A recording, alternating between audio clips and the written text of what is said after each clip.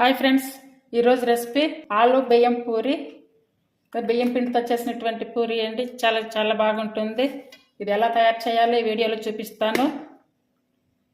ముందుగా అరకప్పుకి కొంచెం తక్కువలో గోధుమ పిండి తీసుకుంటున్నాను. అలాగే అరకప్పు బియ్యం పిండి తీసుకోవాలి.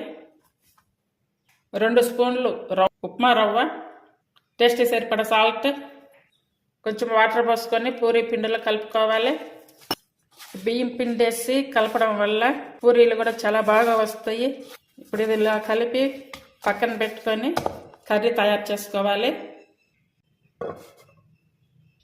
కర్రీ కొరకు ఒక టమోటా, 1 ఉల్లిపాయలు, 2 వెల్లుల్లి తీసుకున్నాను. చిన్నవి అయితే ఒక 4-5 తీసుకోండి. ఒక పచ్చిమిర్చి, కొంచెం పచ్చి కొబ్బరి, ఒక ఆలు. ముందుగా మిక్సీ జార్ తీసుకొని ఉల్లిపాయ, టమోటా, పచ్చి కొబ్బరి 3 పేస్ట్ చేసుకోవాలి. అలాగే వెల్లుల్లి కూడా వేసుకోవాలి. ఇప్పుడు పేస్ట్ పెట్టుకోవాలి. ఇలా మెత్తగా పేస్ట్ చేసుకోవాలి. స్టవ్ మీద ప్యాన్ పెట్టుకుని 2 టేబుల్ స్పూన్లు ఆయిల్ వేసుకోవాలి. ఆయిల్ వేడయ్యాక 1/2 స్పూన్ జీరా, 1 స్పూన్ శనగపప్పు. జీరా శనగపప్పు వేయించుకున్నాక మిక్సీ పట్టుకున్నటువంటి పేస్ట్ వేసుకోవాలి. ఈ మసాలా పట్టుకున్నటువంటి జార్లను కొంచెం వాటర్ పోసుకొని అంతా ఉడికించుకోవాలి. 1/2 స్పూన్ పసుపు వేయాలి. ఇప్పుడు ఇదంతా బాగా కలిపి మూత పెట్టి ఉడికించుకోవాలి. ఇప్పుడు ఈ ఆలుని పైన పీల్ తొలగించుకోవాలి. ఇలా సన్న పీసెస్గా కట్ చేసుకోవాలి. ఈ మసాలా ఉడికే టైంలో సన్నగా కట్ చేసుకున్నటువంటి ఆలు వేసుకోవాలి.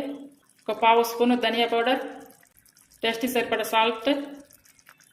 ఇప్పుడు ఇందులో కొంచెం అవసరమైతే వాటర్ వేసుకొని ఆయిల్ పైకి వచ్చే వరకు ఉడికించుకోవాలి. ఇందులో కొబ్బరి వేస్తుంది కాబట్టి అడుగంటుకుంటుంది. మధ్య మధ్యలో కలుపుకుంటూ ఉండాలి. మూత పెట్టి మిడిల్ ఫ్లేమ్ మీద ఉడికించుకోవాలి. చూడండి, మొత్తం ఉడికిపోయి ఇలా ఆయిల్ కూడా అంత పైకి వచ్చేసింది. ఇప్పుడు సన్నగా కట్ చేసుకున్నటువంటి పచ్చిమిర్చి, కొత్తిమీర, కరివేపాకు వేసుకోవాలి. ఒకవేళ మీకు కారం కావాలి అనుకుంటే కనుక మీకు సరిపోయిన వరకు కారం వేసుకోవాలి. నేను కూర కూడా చూడండి బాగా తిక్కుగా వచ్చింది. ఈ మాత్రం తీసుకుంటే సరిపోతుంది. స్టవ్ కట్టేసుకొని పూరీలు తయారు చేసుకోవాలి. ఇది ఇప్పుడు చిన్న చిన్న ఉండలుగా చేసుకొని పూరీలుగా చేసుకోవాలి.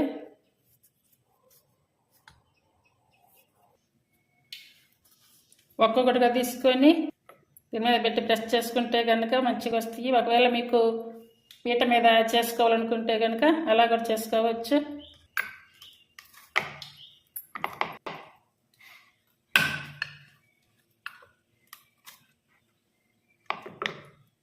మనకు కావాల్సిన సైజులో ఇలా చేసుకొని పక్కన పెట్టుకోవాలి. స్టవ్ మీద ఆయిల్ పెట్టుంది.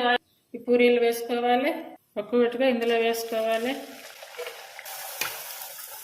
బీఫ్ పిండి, ఉప్మా రవ్వ, గోధుమ పిండితో వేస్ట్ చేశాను. చాలా చాలా బాగా వస్తుంది. పొంగుతుంది. ఈ మాత్రం తీసుకుంటే సరిపోతుంది. అలాగే అన్నీ వేసుకోవాలి.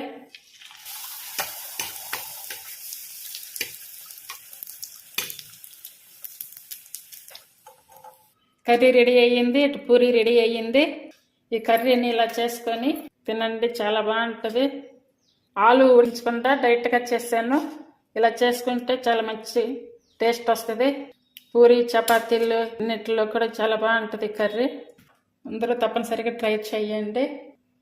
మా ఛానల్ మొదటిసారి చూస్తున్నట్టయితే లైక్ చేసి, షేర్ చేసి, సబ్స్క్రైబ్ చేయండి. అలాగే వీటిని తయారు చేసి కామెంట్ పెట్టండి. Thank you for watching.